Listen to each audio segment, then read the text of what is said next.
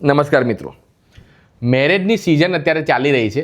આપણે કોઈ પણ મેરેજમાં જવાનું થાય, બહારનું જમવાનું થાય, મેરેજનું જમવાનું થાય તીખું તળેલું સ્પાઇસી, જેના કારણે ઘણા બધા લોકોનું કહેવું હતું કે ચિરાગભાઈ પેટ ભારે ભારે લાગે છે અને પેટમાં એસિડિટી અને ગેસ થઈ જવાની તકલીફ મિત્રો થઈ જતી હોય છે. અને ઘણી વખત તો એ ગેસ ઉપર આવે, જેને આપણે અવળા ગેસ તરીકે ઓળખીએ છીએ, અને એ ગેસ ઉપર માથામાં આવી જાય તો જેના કારણે ઘણા લોકોને ભયંકર માથામાં દુખાવો, ખાટા ઓડકાર આવવા, ઉલટી, પેટ ભારે ભારે લાગવું, અપચો, આવી ઘણી બધી સમસ્યા મિત્રો થતી હોય છે. તો એના માટે શું કરવું? તો આજના વિડીયોમાં એકદમ સિમ્પલ અને સરળ પ્રયોગ હું તમને જણાવીશ કે જેનું સેવન તમારે જમવાનો જે પણ સમય હોય, જે શિડ્યુલ હોય, એના અડધો કલાક પહેલાં આ એક વસ્તુનું તમારે સેવન કરી લેવાનું છે.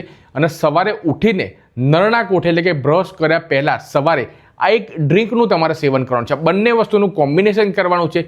આ સાથે સાથે વિડીયોના અંતમાં 2 થી 3 એવી બોનસ ટીપ પણ તમારા સાથે શેર કરીશ કે જે લોકોને અઠવાડિયામાં 3-4 દિવસ તો એવા જ આવી જાય કે ભાઈ પેટ ભારે લાગે અને ગેસ એસિડિટીની સમસ્યા રહેતી હોય.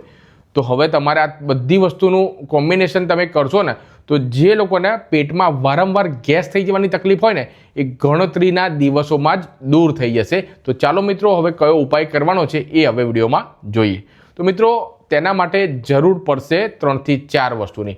પહેલા નંબર પર આવે છે એ છે લીંબુ, જે તમે મિત્રો સ્ક્રીન ઉપર જોઈ શકો છો. એક લીંબુ તમારે લેવાનું છે, તેના વચ્ચેથી કટ કરીને 2 ટુકડા તમારે કરી દેવાનું છે. અડધું લીંબુ સવારે અને અડધું લીંબુ સાંજે જમ્યા પહેલાં તમારે જરૂર પડશે. એટલે કે મિત્રો આખા દિવસની અંદર 1 લીંબુ કાફી છે. તો તમારે અડધું લીંબુ તમે કટ કર્યું, તેનો એક પોર્શન તમારે લઈ લેવાનો છે. તેની ઉપર ચપટીભર તમારે સંચળ પાવડર એડ કરી દેવાનો છે. બીજા નંબર પર મિત્રો આવે છે એ છે કાળા મરીનો પાવડર. જ્યાં મિત્રો 1 થી 2 નંગ જેટલા કાળા મરી તમારે લેવાના, બરોબર વાટી દેવાના, અને જે કાળા મરીનો જે પાવડર છે એ ચપટીભર તમારે ભભરાઈ દેવાનું છે. અને ત્રીજા નંબર પર મિત્રો આવે છે એ છે જીરુંનો પાવડર. જ્યાં મિત્રો જીરું છે તમારે તાવડી પર થોડું શેકી દેવાનું અને ત્યારબાદ તમારે ક્રશ કરીને એનો પાવડર તમારે બનાવી દેવાનો. અને ચપટીભર લીંબુ પર 3 વસ્તુ રાખવાનું છે. કાળા મરીનો પાવડર છે, ત્યારબાદ આપણે મેં તમને કીધું સંચળનો પાવડર એડ કરવાનો છે, અને ત્રીજા નંબર પર કીધું એ છે જીરુંનો પાવડર. ત્રણેય વસ્તુને આ લીંબુ ઉપર તમારે આ રીતે તમારે ભભરાઈ દેવાનું છે. અથવા તો જો તમારે લીંબુ પર ભભરાવું ના હોય તો તમારે અડધા લીંબુનો રસ છે એ તમારે નાની વાટકીની અંદર તમારે કાઢી દેવાનો. અને 3 વસ્તુ તમને એડ કરી, એ ત્રણેય વસ્તુ લીંબુના રસમાં એડ કરી દેવાનું છે. કોઈ પણ જાતનું તમારે પાણી કે એવું કંઈ એડ કરવાનું નથી. લીંબુના રસમાં 3 વસ્તુ એડ કરીને બરોબર તમારે હલાવી દેવાનું, જેથી કરીને ત્રણેય વસ્તુ એકબીજામાં ભળી જાય. આ થઈ ગઈ સાહેબ તમારી રેમેડી રેડી. હવે જમવાનો તમારો જે સમય હોય, જે શિડ્યુલ હોય, 12, 12:30ની આજુબાજુ જો તમે જમતા હોય તો અડધો કલાક પહેલાં આ લીંબુના રસને તમારે મોઢામાં મૂકીને આ રીતે તમારે ધીમે ધીમે ધીમે ફરાવવાનું છે, જેના કારણે મોઢામાં રહેલી સલાઈવા એટલે કે લાળ ભળે. ત્યારબાદ તમારે ધીમે ધીમે ધીમે તમારે ઉતારી દેવાનું.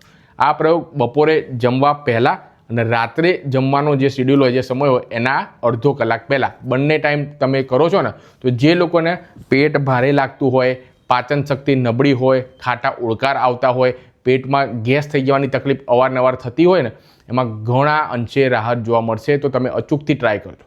હવે સવારે નરણા કોઠે એટલે કે સવારે જેવા તમે ઉઠો છો તેવા સૌ પ્રથમ જો તમારા પેટની સમસ્યા રહેતી હોય, ખાસ કરીને કબજિયાત રહેતું હોય, વારંવાર ગેસ થઈ જતો હોય, એસિડિટીની સમસ્યા તમારે રહેતી હોય, તો તમારે રાત્રે સૂતા પહેલાં 1 ગ્લાસની અંદર પાણી તમારે લઈ લેવાનું છે. તેની અંદર 1 ચમચી આખું જે જીરું આવે છે એ તમારે 1 ચમચી એડ કરી દેવાનું. ઓવરનાઇટ ઉપર ઢાંકણું ઢાંકીને રહેવા દેવાનું. અને બીજા દિવસે સવારે ઉઠો ત્યારે નરણા કોઠે એટલે કે બ્રશ કર્યા પહેલાં એ જીરુંવાળું જે પાણી છે એને સ્લાઇટલી તમારે એકદમ ધીમા ફ્લેમ પર તમારે ગરમ કરવા દેવાનું છે. 1 ગ્લાસનું અડધો ગ્લાસ થઈ જાય ત્યાં સુધી તમારે એકદમ ધીમા ફ્લેમ પર તમારે ગરમ થવા દેવાનું છે. ત્યારબાદ સોફામાં, ખુરશીમાં, કોઈ પણ જગ્યાએ તમારે બેસીને નરણા કોઠે તમારે જીરુંનું જે પાણી છે ગાળી દેવાનું છે. ત્યારબાદ જે જીરુંનું જે પાણી છે એ તમારે ધીમે ધીમે ધીમે ધીમે ધીમે પીવાનું છે. આને તમે 2-3 દિવસ કોન્સ્ટન્ટ સળંગ તમે પીશો ને, તો જે લોકોને પેટની સમસ્યા ખાસ કરીને રહેતી હોય એ તમામ સમસ્યાઓમાં સારું એવું પરિણામ, સારું એવું રિઝલ્ટ જોવા મળશે. તો અચૂકથી ટ્રાય કરજો. અને ગેસ માટે મેં તમને કીધું ને કે અડધો કલાક પહેલાં લીંબુવાળું તમારો પ્રયોગ કરી નાખવાનું છે. આ સાથે સાથે મિત્રો તમને 2 થી 3 બોનસ ટીપ છે એ શેર કરવા માંગીશ, તેને પણ તમારે અચૂકથી ફોલો કરવાની છે. તેમાં ટીપ નંબર ફર્સ્ટ, પહેલી ટીપમાં એ છે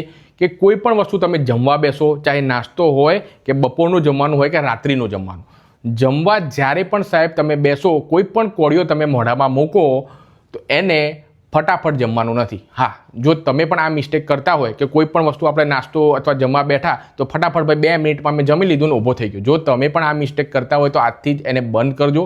તેની જગ્યાએ 5 થી 10 મિનિટ જેટલો સમય આપજો.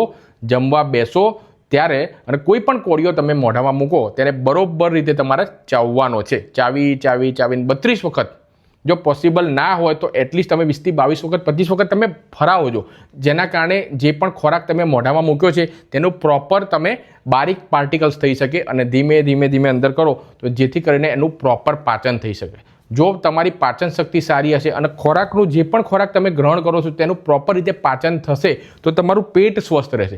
જો તમારું પેટ સ્વસ્થ રહેશે તો ગેસ, એસિડિટી અને આવી ઘણી બધી સમસ્યા જે પેટ રિલેટેડ હોય ને એ તમારાથી 10 ફૂટ દૂર રહેશે. તો જ્યારે પણ સાહેબ જમવા બેસો તો તમારે બરોબર રીતે ચાવીને દરેક ખોરાકનું તમારે ગ્રહણ કરવાનું છે. ત્યારબાદ મિત્રો આવે છે ટીપ નંબર 2.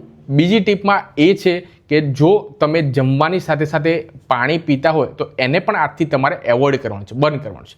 કારણ કે જે ગેસ્ટ્રિક એસિડ રિલીઝ થાય છે ખોરાકનું પ્રોપર પાચન થવા માટે તે ડાયલ્યુટ થઈ જશે. એટલે કે જમવાની સાથે જો તમે પાણી પીશો તો એસિડ જે ખોરાકનું પાચન થવા રિલીઝ થયો છે તે ડાયલ્યુટ થઈ જશે, જેથી કરીને ખોરાકનું પ્રોપર પાચન નહીં થાય અને જેના કારણે પેટની ગેસ, એસિડિટી, કબજિયાત આવી ઘણી બધી સમસ્યાઓ થઈ શકે છે. એટલે કે જમવાના અડધો કલાક પછી તમારે પાણી પીવાનું છે અને એ પણ માટલાનું પાણી. જો ફ્રીજનું પાણી પીતા હોય તો એને બંધ કરીને માટલાના પાણીનું તમારે સેવન કરવાનું છે. ત્યારબાદ ખૂબ જ અગત્યની ટીપ નંબર 3 છે. તો ત્રીજી ટીપમાં મિત્રો એ છે કે રાત્રિનું ભોજન 7-7:30 ની આજુબાજુ તમારે કરી લેવાનું છે અને રાત્રિનો ખોરાક હલકો ફુલકો રાખવાનો છે. ખીચડી છે, ત્યારબાદ દાળ ભાત છે, ત્યારબાદ કઢી ભાત છે. ટૂંકમાં મિત્રો હલકું ફુલકું ભોજન રાત્રે તમારે રાખવાનું છે અને રાત્રિના ભોજન અને રાત્રે સૂવાનો જે સમય હોય, જે શિડ્યુલ હોય તેના વચ્ચે મિનિમમ 2.5 થી 3 કલાકનો તમારે ગેપ રાખવાનો છે. જો આ રીતે તમે શિડ્યુલ બનાવી દેશો ને તો પેટની સમસ્યાઓ તમારાથી સાહેબ 10 ફૂટ દૂર રહેશે. અને છેલ્લી અને લાસ્ટ ટીપ નંબર 4 છે કે કોઈ પણ મનગમતી વેરાયટીવાળી વાનગી તમારા આગળ પડી હોય, ચાહે નાસ્તાની વાત હોય કે જમવા તમે બેઠા હોય, તમારું મનગમતું વસ્તુ બન્યું હોય તો તમારે પેટ ભરીને જમવાનું નથી. 60 થી 70% જેટલું તમારે જમવાનું અને 20 થી 30% જેટલું પેટ તમારે ખાલી રાખવાનું છે. આ 70-30નો રેશિયો જો તમે આજથી તમે ચાલુ કરી દેશો ને તો પેટની ઘણી બધી સમસ્યાઓથી તમે આસાનીથી બચી શકો છો. તો આશા રાખું છું કે મિત્રો વિડીયો તમને પસંદ આવ્યો છે. આપ આ વિડીયો ક્યાંથી જોઈ રહ્યા છો એ કોમેન્ટમાં મને જરૂરથી જણાવજો અને બીજા આવા વિડીયો જોવા માટે આપણી ચેનલને જરૂરથી સબસ્ક્રાઇબ કરી દેજો. નવા વિડીયોમાં નવી માહિતી સાથે મળીએ છીએ. ત્યાં સુધી વિડીયો જોવા માટે આપ સૌ લોકોનો ખૂબ ખૂબ આભાર. સ્વસ્થ રહો, મસ્ત રહો, તંદુરસ્ત રહો એવી જ મારી ભગવાનની પ્રાર્થના. થેન્ક યુ મિત્રો. જય હિન્દ. Have a nice